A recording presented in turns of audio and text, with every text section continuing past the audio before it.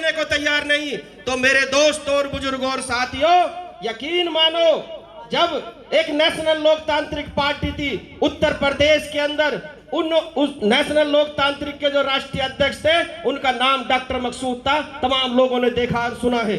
18 साल तकरीबन मेहनत की, वो भी मायावती में थे, शिक्षा मंत्री थे। कसूर क्या था? सिर्फ मुसलमानों के लिए उर्दू भर्ती खोल दी उन्होंने, लात मारी, बाहर भगा दिए। उन्हें एहसास हुआ, उन्होंने एक पार्टी बनाई नेशनल लोकतांत्रिक। वो झंडा लेकर मैदान में घूमते रहे और मुसलमानों से वोट मांगते रहे, मगर मुसलमान क्या कहते रहे? बीजेपी का एजेंट है, दलाल है, उसको वोट नहीं दिया। तमाम पार्टियों को वोट दिया, आखिरकार हर थक के चले गए। मेरे दोस्तों, मुस्तबाद गवाह है, मैं भी उस वक्त उस जलसे में बैठा था, मैंने भी उस जलसे के अंदर चंदा दिया था।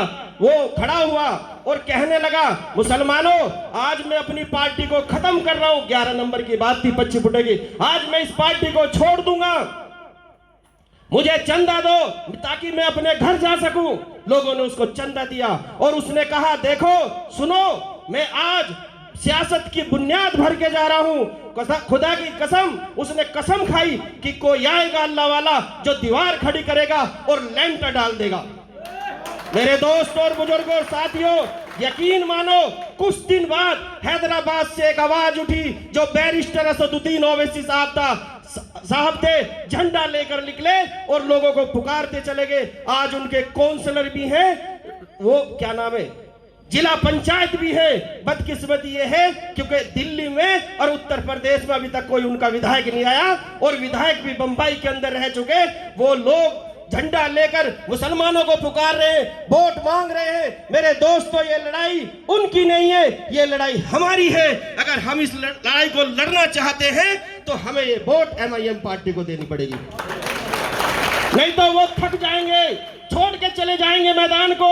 और ये हमारी लड़ाई नहीं है, ये खाली ताहिर भाई की लड़ाई नहीं है, ये हमारी नस्लों की लड़ाई है। अगर आप अपनी नस्लों की लड़ाई लड़ना चाहते हो तो इस वोट को MIM पार्टी को दो।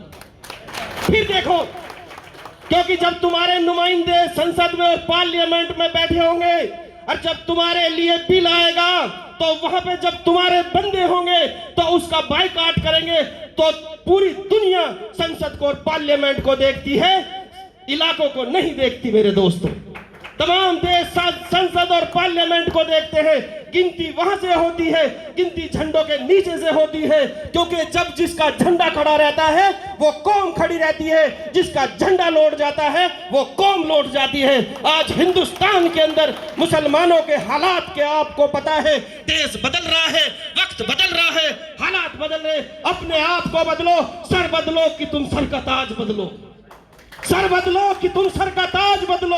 हो अगर इज्जत के ख्वाहिशमंद तो किरदार बदलो, किरदार बदलना होगा।